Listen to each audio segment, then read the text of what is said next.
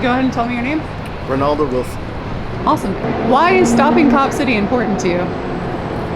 It's hard to answer quickly, so I guess I'll go as fast as I can. When chattel slavery started, the world had never seen anything like it before.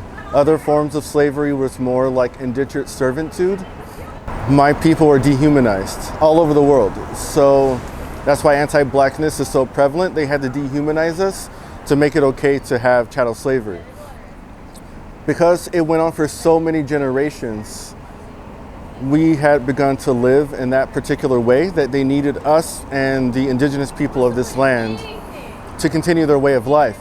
So when that finally stopped, a group of people decided that they didn't want to stop having us do things for them. So when we started indentured servitude, even that wasn't enough. So they started the prison system and police. The police system that started here moved to Tennessee, and the Tennessee Police Department, through the KKK, they're the ones who migrated over to California when there was a big migration of my people to California. So I lived in Los Angeles and I got to experience what it was like to have a police department trained by Tennessee police who was trained by the KKK. I got to live through that for many, many decades. So I know what it means to have a cop city. I have a master's degree in Near Eastern Studies, so I've seen what happens with a police state. I know how difficult it is to have a police state, and I know how horrific those outcomes can be. So when we moved here and we heard that they were trying to make a cop city, and we knew that they were working with the IDF in Israel, we knew that nothing good can come from it. So when you are working with a disenfranchised group of people, you have to explain why you're doing things. No matter how good you think it is, you have to explain why you're doing it. Our police have never done that. They said, this is for your own good, so we said, let's put it to a vote. They said, only if you get enough signatures. We got signatures. Then they said, you're doing it incorrectly, you're doing it illegally, so we did it the right way. They still didn't let us put it to a vote, which means they never cared what we thought they were gonna do, what they wanna do, how they wanna do it, where they wanna do it. So when we asked the indigenous people of this land to come in and speak to them on it, they decided they didn't care. But they're still doing land acknowledgement statements. They don't call it land acknowledgement. What do they call it? Land appreciation statements. The indigenous people said, we don't want to hear your land appreciation or acknowledgement statements. We want to see you do better. You can start by stopping Cop City. They said no.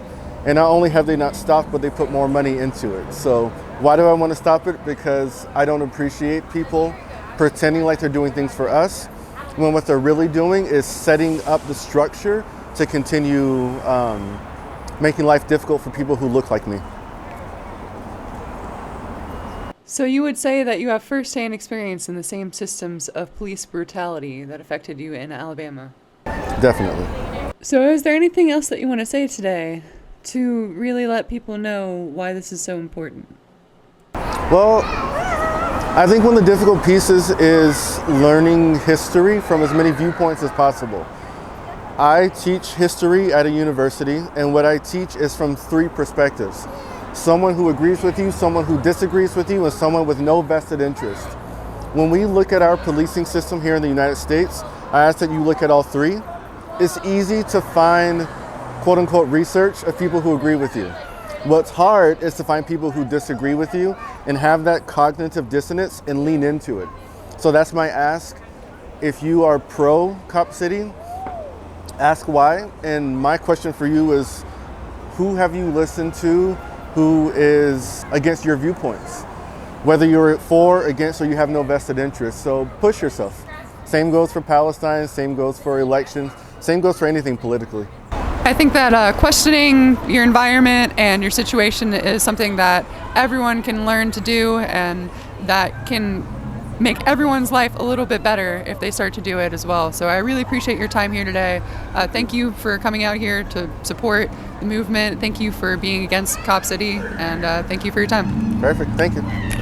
If you liked this content and want to keep updated on the Stop Cop City efforts, then please feel free to like or subscribe this page, or follow us on Artists Against Cop City on Instagram.